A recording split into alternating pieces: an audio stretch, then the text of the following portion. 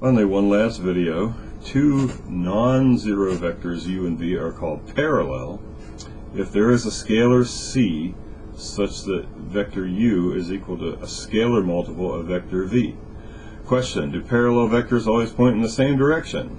The answer is no. It could be the opposite. If c was a negative number, they'd be pointing in opposite directions. Okay, here's a little example. Determine, this is a hard problem. If you think hard about it, you'll figure out how to do it, I hope. Determine if the following points, P1, or P rather, Q, and R, are collinear. That means they all lie on the same line. Think of, let's think of at least two strategies to do that. And, okay, I should have covered this up here. Think of two strategies to do that, and then see if we can't manage to do that. One is, see if the vector PQ and the vector RQ are parallel. Because if they're parallel vectors and have the point Q in common, then they must be collinear. Think about that. What's another way? Well, another way, we could find the distance from P to R, and then find the distance from P to Q and the distance from Q to R. And if you add up PQ and QR, those distances, it should be equal to the distance from P to R. So there's a second strategy, okay?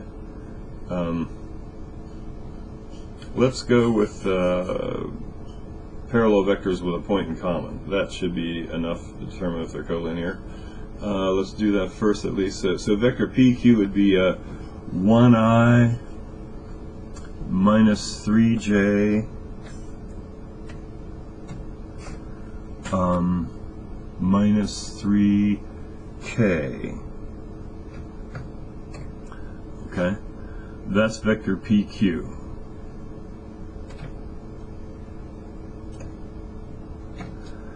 And vector QR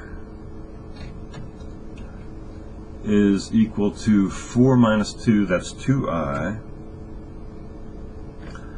and 7 minus 1, so that's plus 6j, and then plus negative 6 minus 0, so minus 6k. Okay, now the question is, are these two vectors parallel? And the answer is no, and that's because I made a mistake. They were supposed to be parallel, but like a dummy, when I said 1 minus negative 2 here to find PQ, I said negative 3, and I should have said positive 3. Oh, rats. Okay, alright. Let me get my typos in order here. 1 plus 3j. Okay. There. Now, are these vectors parallel? And the answer is yes, because QR is just twice PQ. So 2PQ equals QR.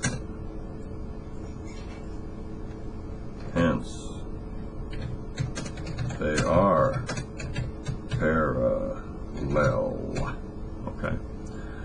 I didn't do it with distance formula. I guess I could do that really quickly if you can bear with me. The length of this segment is the length of this vector, so we could do that really quickly. 9 plus 9 plus 1 is square root of 19. Okay.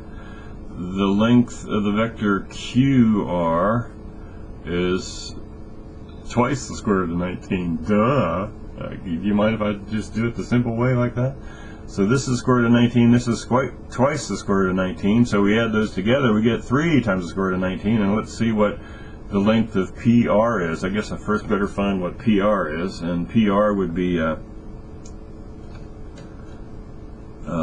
me see, 3i plus 9, got the sign right this time, plus 9j minus 9k.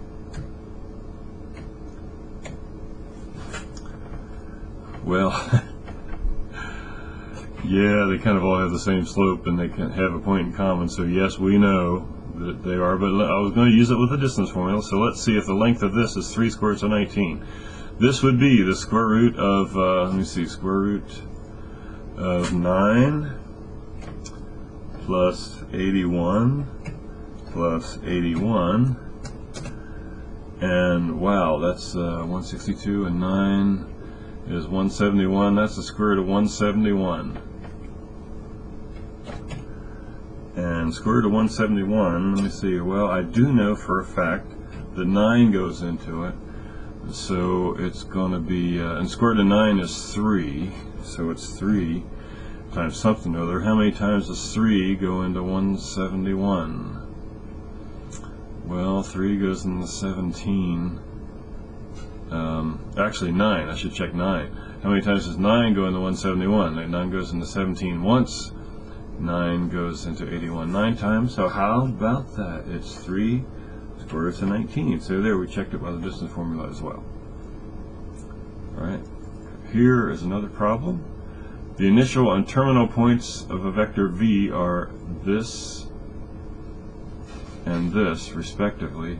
Describe the set of points such that the length of v is 4. Okay, see what this question is asking. It seems a little confusing, but it's not really. The initial terminal points, here's the initial point, here's the terminal point, and we know that the length of this vector connecting this point and this point, x, y, z, is a variable point. The length of that vector is 4. So we want to describe the set of points, okay? The point, so that the distance from this fixed point and this variable point